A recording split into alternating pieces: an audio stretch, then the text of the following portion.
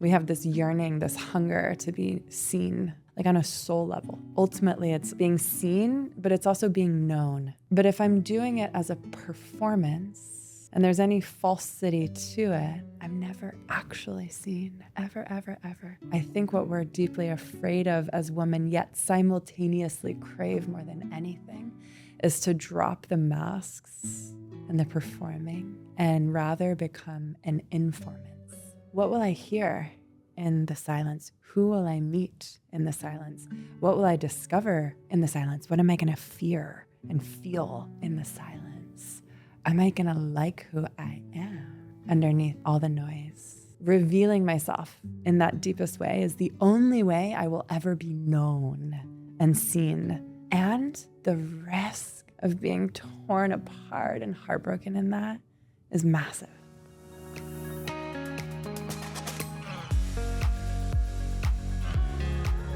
Hi, Natalie. Hi, Raj. I didn't know if I was supposed to say something back. You're always supposed to say something back. You're on the podcast. I love you. And I'm particularly excited for this conversation because, one, I actually don't know much about the journey of how you came into reclamation of your voice. I know it's been a long journey of really coming into deep alignment with truth, and then from there even being able to express it, share it, be seen in it. And so I'd love to begin with, why do you believe women, the maybe even the feminine in all of us, wherever we want to start, suppresses the truth? Wow, that's a big question right out the gate. All right. Well, the first thing that's coming through is I don't think it starts as suppression. I think it starts as disconnection from what the truth even is. I think suppression of the truth comes later when we recognize what truth is and then choose not to share it, suppress. But I think what a lot of women, myself included in the beginning of my journey, are experiencing is an actual like severance from and disconnection from truth. Like not even a suppression, just complete disconnection from truth, because we are disconnected from our bodies. And as women, this is where our truth lives, is in the body, in the heart, in the womb, in the belly. And so the relationship that needs to be reestablished and the connection that needs to be fostered is that to our body. And then also our relationship to silence and the strength and courage that it takes to be in the stillness and the silence and the void, because that's another space I think where truth is revealed. Why the resistance to being in the silence? Can you speak to that? One, I think it's completely foreign to us, men or women, in this modern world of Amazon now culture, fast-paced, now, more, multitasking, listening to voice notes on 2x, listening to podcasts on 2.5x, like all of it, that it's actually like foreign to slow down, and silence is a foreign sound to so many of us. So I think that there's just fear in the unknown, just like anything. And then what I hear from women a lot, and I experienced on my own journey, was, what will I hear in the silence? Who will I meet in the silence? What will I discover in the silence? What am I going to fear and feel in the silence? Am I going to like who I am underneath all the noise? I hear that a lot. So it's almost like the disconnection from speaking your truth, sharing what's on your heart, embodying all that you are, being seen in your fullness.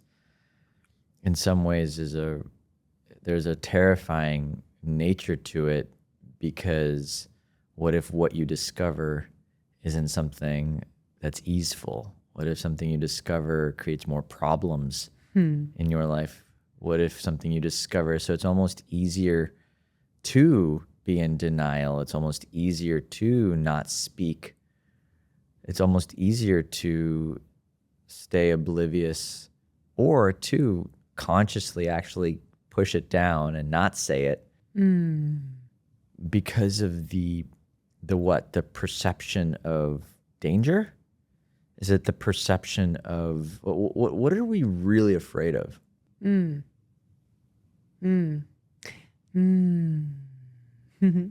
I think to answer that question collectively, what are we really afraid of? I think it's the unknown, because each person is going to access something different. Maybe it's anger, maybe it's grief, maybe it's boredom. There's something there that we're avoiding feeling.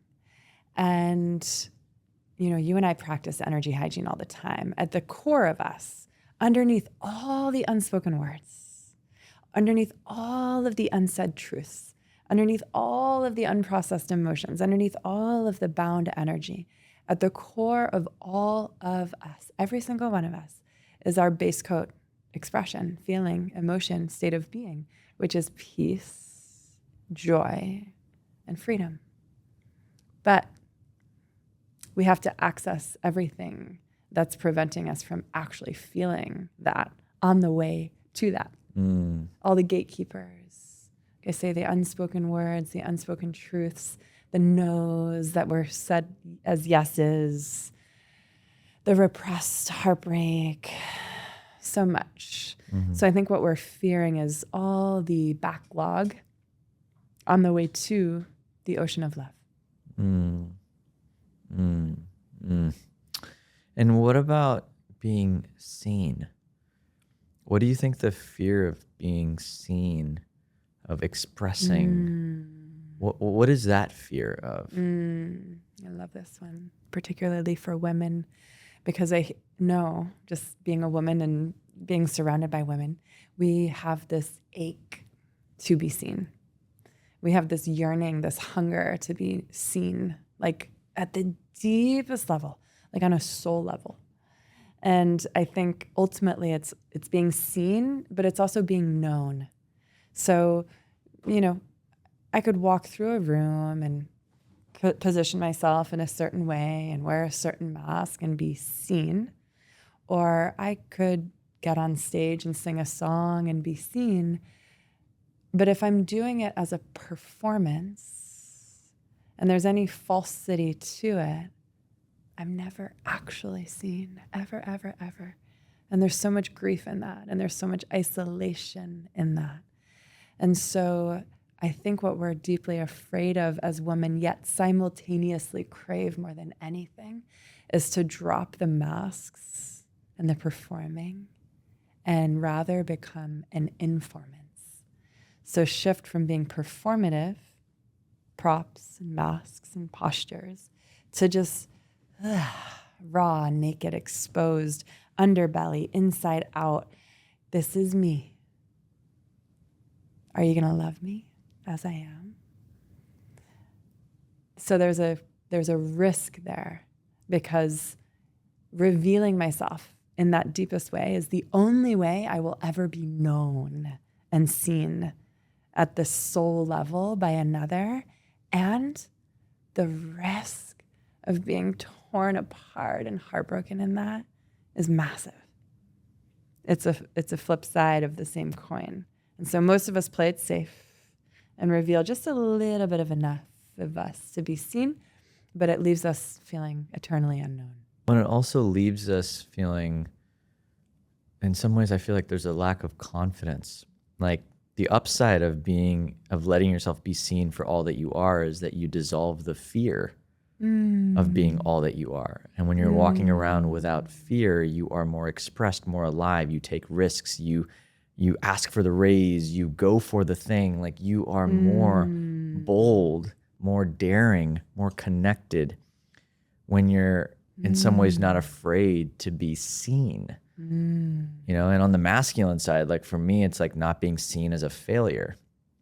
not being seen as a bad ex, not being seen as this. Like there's so many ways that we prop ourselves up and don't express what we really want to say, share what we want to say out of a fear of being seen, labeled, judged, like and in so many ways, like I feel like that's the work of liberation.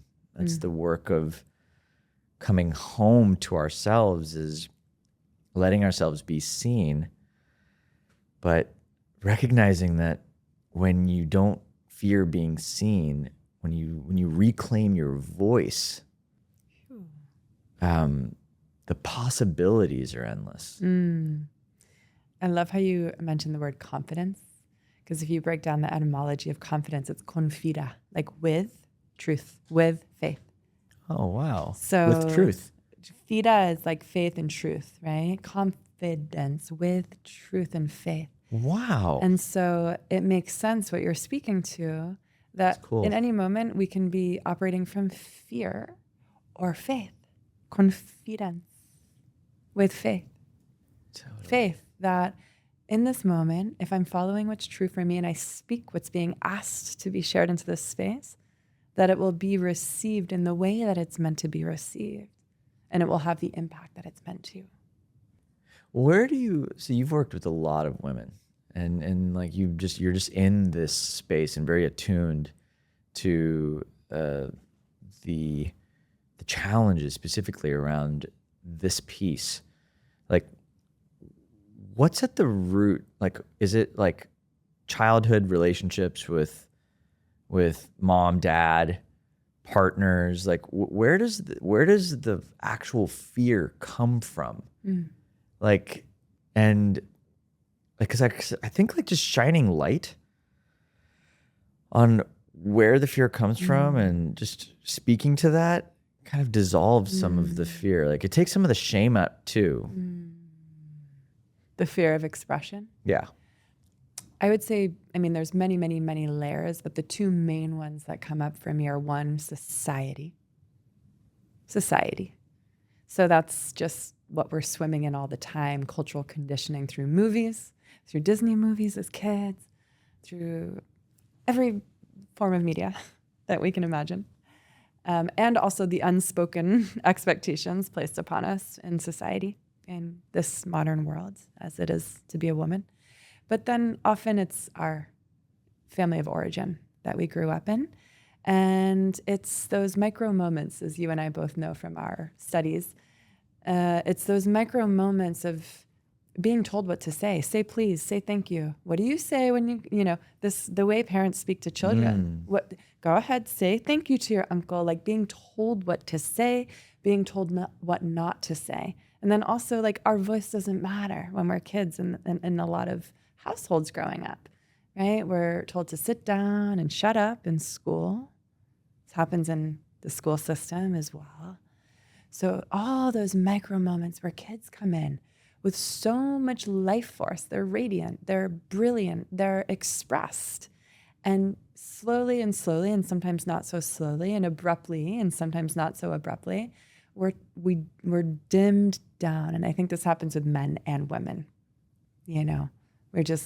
Our volume's dialed down, our life force is contained. We're not allowed to organically run an emotion like anger or rage all the way through. In a tantrum, we're put in timeout, we're silenced, we're faced against the wall in a corner. I mean, so much suppression of our natural expression, which is simply life force wanting to move through us as intelligence. And so eventually we stop trusting the intelligence of said life force because we're severed from it. And it's painful as little ones to not be able to run life force through our body. There's actual heartbreak and grief in that. So we sever. And then through that severing, we lose the connection. We lose the relationship to our bodies, to the body wisdom, to the truth that's coming through. And then eventually we lose trust in ourselves. Yeah. And that's the tragedy. Because losing trust in yourself is what then creates so much confusion and blindness and grasping and needing to look for something to put your flag on outside of you, a target that's always moving. And then you're like, where do I go? And then you have the projections from other people who tell you what you should be doing, where you should be going, how you should be living, who you should be with. And then you just accumulate all of that. And then the weight of that breaks you. And you drink so much, your body starts to break down. It's like the trickle down impact of just being disconnected from trust is so massive. But what's also, we've learned through our studies, through our own journeys, is trust can be restored. And so I'd love to talk about the journey of restoration. What has that journey looked like? What did that look like starting out? And like, if you could even think through like the steps of restoration, what did that look like for you? I love that word, restoration. Well, the word restoration has the word rest in it. And I think that's a big part of the feminine journey of regaining trust in ourselves, our body, and the emotions is rest. Deep rest, nourishing rest, spaciousness, giving ourselves the opportunity to regain a relationship with ourselves.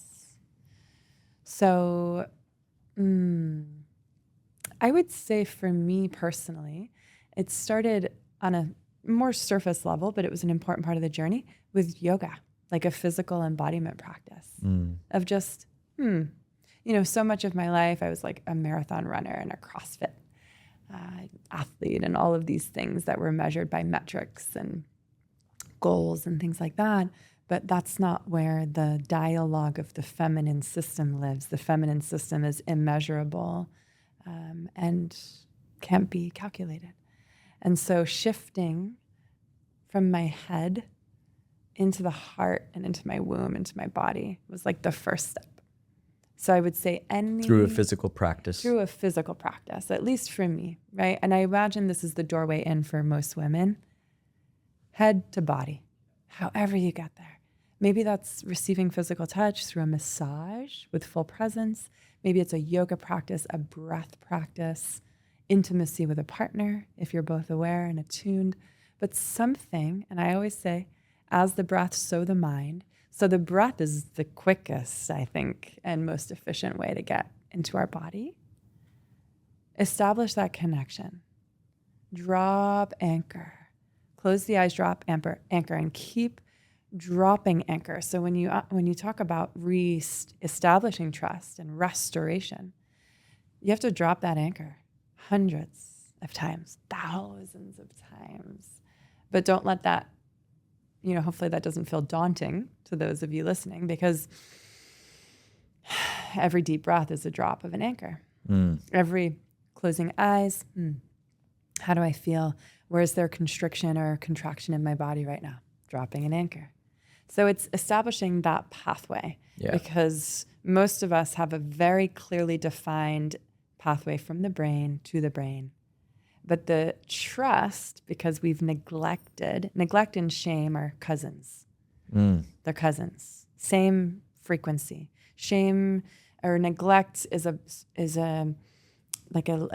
subtler tone of shame, and shame often exists because of neglect. So if we take those tender spaces inside that are hiding on islands of neglect, as I like to say, and we get on a little boat and we swim out to them and we find them through self-care practices, through deep breaths, through witnessing practices. We're replacing neglect with nourishment. And those parts of us that don't trust, that are locked away, frozen inside rigid, bound energy in the body, frozen emotions, unspoken truths, start to melt and defrost. And trust slowly, slowly, slowly is reestablished.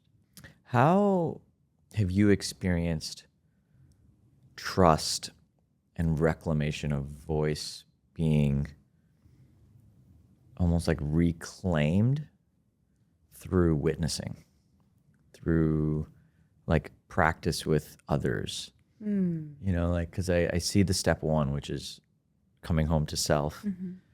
But I've also just, you know, for my journey at least, like the fastest way that I've found to heal is by letting myself be seen, sharing something with either a partner or a friend, or letting the thing that I'm afraid of being witnessed just to be witnessed. It's like, can you speak to that for the feminine system? Like from your own experience, like the self practice versus the other practice, and how has that played a role for you? And if you could go back even and redesign your journey back to self, like what role would conscious witnessing play, and how might you introduce that? Well, as with anything, it's always moving at the pace of trust, and it's moving at the pace of the slowest part of ourselves. So I trust that witnessing got introduced in my journey not a moment too late. You know, had it got introduced a moment sooner, I wouldn't have been ready for it. So I trust that piece, and I trust that whoever's listening to this today, this is the moment maybe that you were meant to hear about it. So we had talked about dropping anchor into the body, right? Dropping in, body talk. How do I feel? Where do I feel it? What's happening? I would say the next subtle layer of self before we move to other is self-witnessing. I do this through a journal practice, but I know like you've done it in voice notes to yourself, just this loop of communication with yourself where you're really honest with yourself, where you say the things out loud. This is how I'm feeling, like unfiltered. Like let that run all the way through self-witnessing, through journaling, through voice memos, speaking to your dog as if you're speaking to someone, speaking to your houseplants, looking in the mirror and just being the most real, authentic version of yourself. That imprints into your nervous system that it's safe to do it first. Run that charge through the body, right? And that's edgy for a lot of women, which is why it's a practice. And then include one other person into that other practice. So maybe for you, it's your partner. Maybe for you, it's your sister. Maybe for you, it's your best friend or your mom, someone you're in community with. One person that has a shared desire to liberate themselves and witness each other and create a sacred container that's timed. You share for 3 minutes, I'll share for 3 minutes. We both hold loving awareness. What happens and is shared in this container stays here, sacred confidentiality, and practice just with one person. It just, over and over and over and over again, that could be the healing, and then run that through your system. And then again, at the pace of love and trust, invite in another person. But I believe even just one person is transformative enough. I mean, yeah, I've come back to this concept over and over again. Like we got our nervous systems were wired to be afraid as a result of our relationships, our perception of threat that came through relationship in childhood. It makes sense that the most efficient way to rewire, recalibrate to a deep sense of safety and trust is in safe relationship as well, with another human being who needs nothing from you, who can just hold loving awareness as you share, as you practice, as you express. And that shared container has such magic to it. And this is, what we've learned with each other, and different people unlock different things, which is the real beauty, right? So if you have a fear of expressing or sharing your truth in front of a certain type of person, if you find somebody who mirrors that constitution and you practice being seen, it's almost like you're healing the original wound.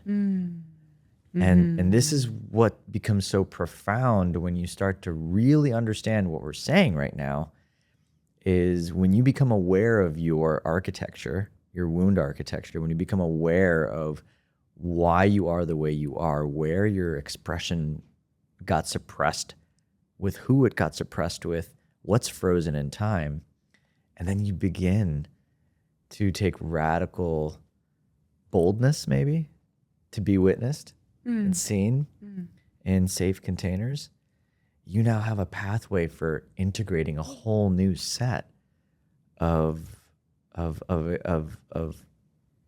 expression, maybe not set, a whole new way of expressing yourself in the world that might be new, edgy, fun, but you give yourself a pathway for something more.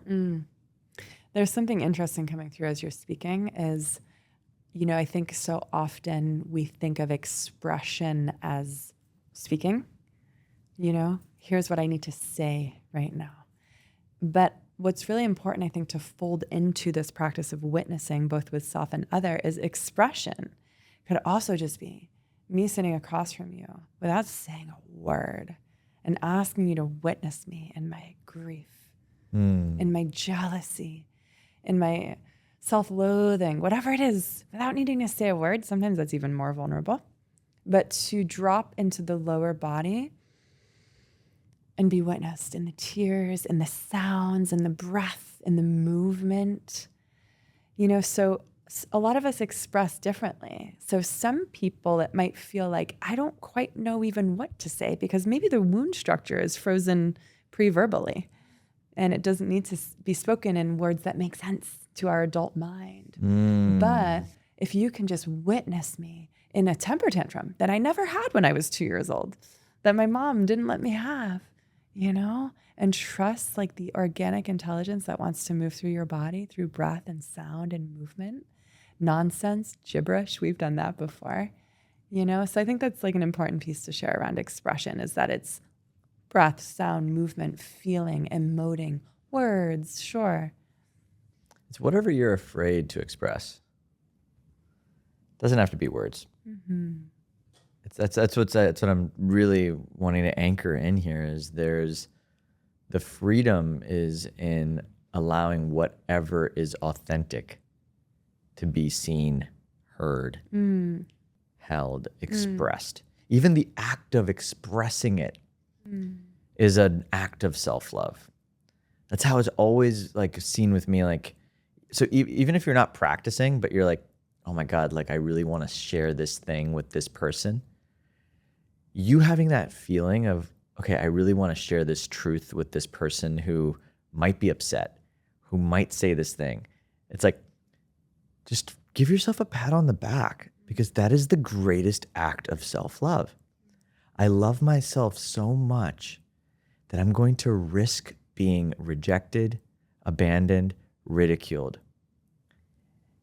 And just like sit with the tension of that. And when you hold that tension, that's, in my eyes, alchemy. That's you're harmonizing these parts. You're withstanding the discomfort. And then when you do it anyways, regardless of how it goes, you can look back on the moment and say, wow, I let myself be seen. I let myself share. And there's a sense of pride that I think comes from that journey, for me at least, like over the years, like sharing something before I was ready to share it, expressing something that I was kind of afraid how it was going to be received, like being messy, like giving myself the permission to be messy. I guess maybe that's a good thing to speak to. Like, how have you worked with your permissioning? Like, have you always permissioned yourself to be messy? Like, how do you coach women to give themselves the permission to be messy? Like, like this is like a big one because I think there's just so much of a fear of being a mess. Yeah.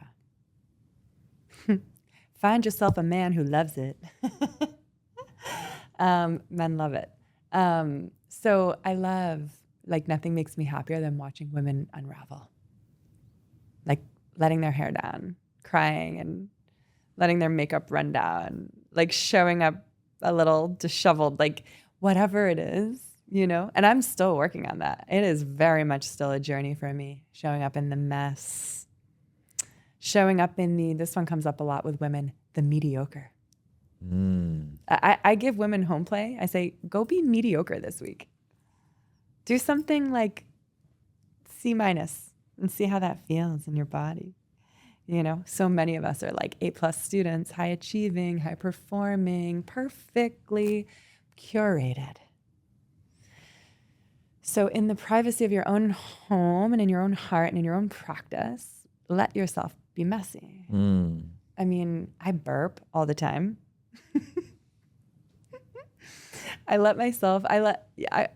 Most of the time I'm not wearing makeup. Like it's like a slow unraveling.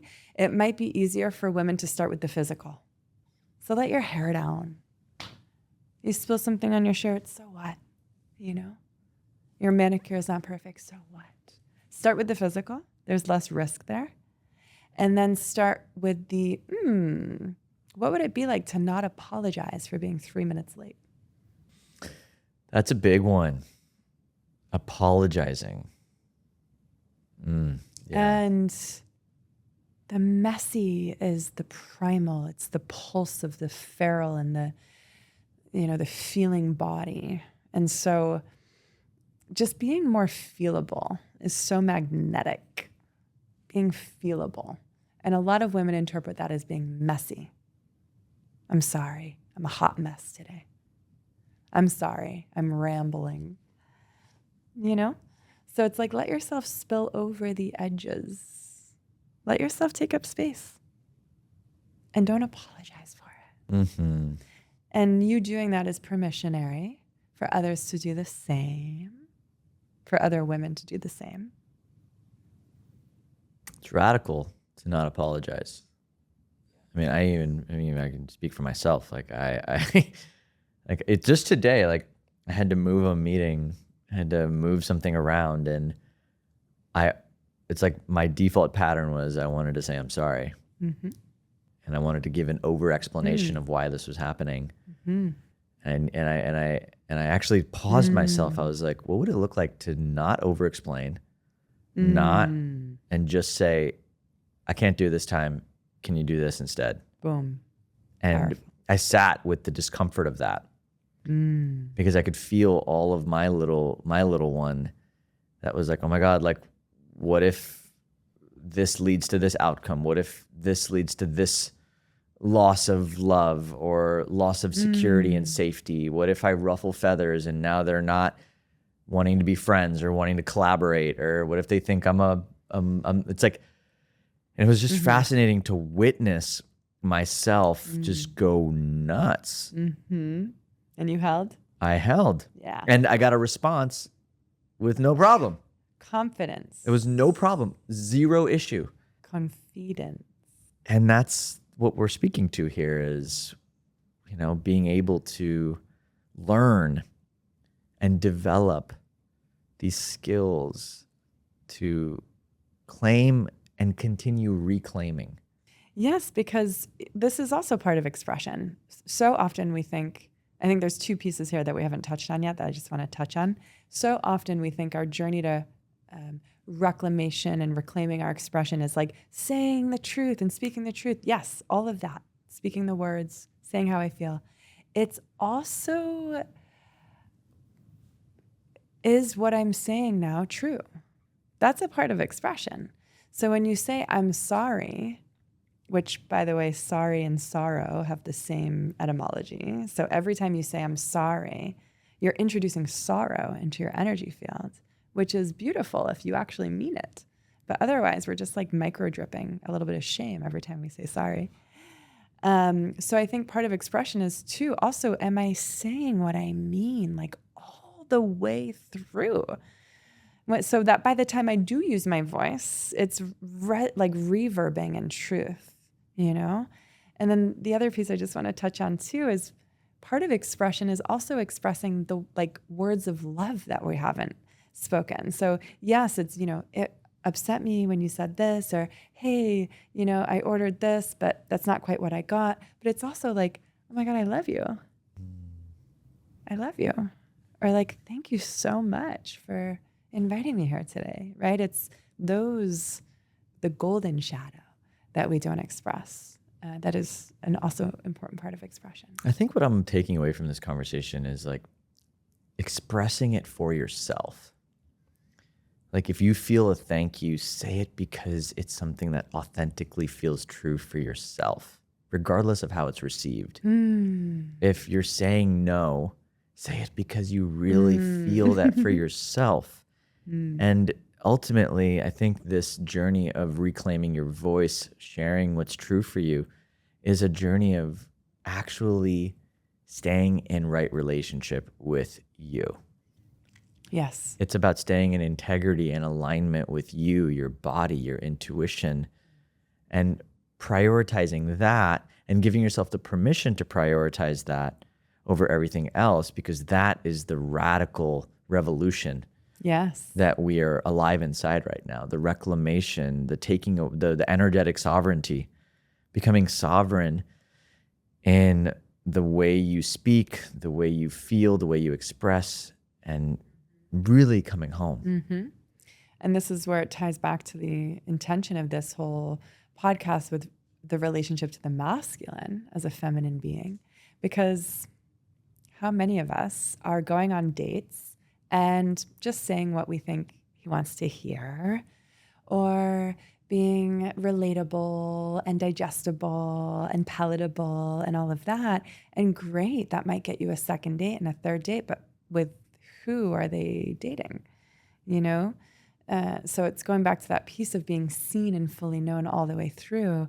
And I always say to women, and the work that I do with women is getting them into right relationship, and not right as in right or wrong, but just true relationship with themselves before they relate to the masculine. Because as women, we actually lead with our energy. Men lead in so many other ways. And this is, in the polarity space. But the feminine leads with her tone and her energy and her feeling. And the masculine is responding to that. So if you know yourself deeply, if you're intimate with yourself through your practices, if you are feelable to yourself, if you're aware of how you're feeling in any given moment, you're articulate and fluent in the language of you, which means he, the masculine, any masculine figure in your life, has like front row access to you because you know yourself really, really well. Otherwise, they're, all the way up in the bleacher seats, because that's how far the relationship is between you and yourself. So it's just really important. Like the more we authentically create a deep relationship with ourselves for us, the more he has to respond to and to lead and to love. Beautiful, Natalie. This is like, I knew I wanted to go deep with you on this because you just have such a unique, even that last piece around when you are connected to yourself, like that's what changes the frequency in the field with the masculine. Like there's a power that is being responded to, and that's an internally sourced. It's an energy game. And when you restore your connection with yourself, when you restore your trust and faith, your confidence, when you restore your voice by just coming home here, and it's coming through from a deep space of self-choosing and self-advocacy, the field responds to that. And there is a trust in that. And I just love that reminder that it's always is about restoring your relationship with yourself. And so I'm just excited. I'm excited about this workshop that's coming up. You're going to be teaching in it. Yeah. Yeah. No, everybody, this has been a really fun podcast. Actually, I'm like completely full bloating right now. Am I not? Am I good? We're good? Okay. Because I don't really have like a CTA. Can I just speak to one more piece about like being feelable with the masculine? Yeah. Yeah. I don't really know what I'm going to say, but it's like something about like when I'm communicating with you and I'm speaking from my head and I'm speaking how I feel and I'm like trying to express from my head. And then like the moment I drop into like feeling an emotion and like soppy or whatever, like, whoa, the way that you shift is incredible. Yeah. So like speaking to something around that, Go like ahead. the risk of vulnerability. Yeah. Just, I mean, now, like, I'd even love to ask you, like, what is your experience of me when you are connected to yourself and expressing your truth, your needs from a deep space of you? Okay, Alison Armstrong says this all the time. And for those of you who don't know, Alison Armstrong wrote the book, The Queen's Code, as well as Keys to the Kingdom. She's an incredible author on how to relate to the masculine. And she says, as women, we're often relating to men as if they're big, hairy women. And so it's like, I have to remember when I'm speaking to you that it's not immediate for you to meet me in the feeling space. It's my responsibility and duty as a woman, as a devotional woman, to invite you in to that space, to meet me there. And so I've just noticed over and over again with you in conversation, like if we meet the masculine in the mental gate, this is how I feel, and you didn't do this, and we talk to them from the masculine, they're going to meet us there. And we're going to feel unseen, we're going to feel unknown, we're going to feel unheard. If I take the moment to like drop into my heart and feel and present the quivering vulnerability of my desire. I mean, we just had this experience yesterday, bringing forward desire, yearning, longing, missing. Wow, the way you respond is incredible. Like you're immediately brought in because of your nature as a masculine man to compassion. But I can't expect you to just meet me there, you know?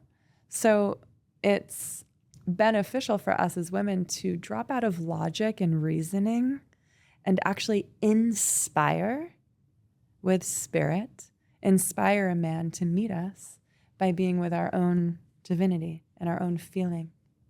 Yeah. By occupying all that you are. Yeah. Moment to moment, baby. Moment to moment. Yeah. Natalie, thank you.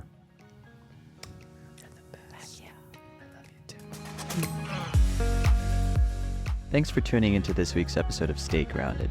No matter where you're from or what you're going through, I hope it helps you remember just how incredible you are and have always been. If you're on a path of emotional healing or self-discovery and would like to learn how Liberate can support your journey, head to www.rajjana.com/liberate. That is LIBER8 to learn more about our current group programs and one-on-one offerings. I love you guys, and I'll see you next week.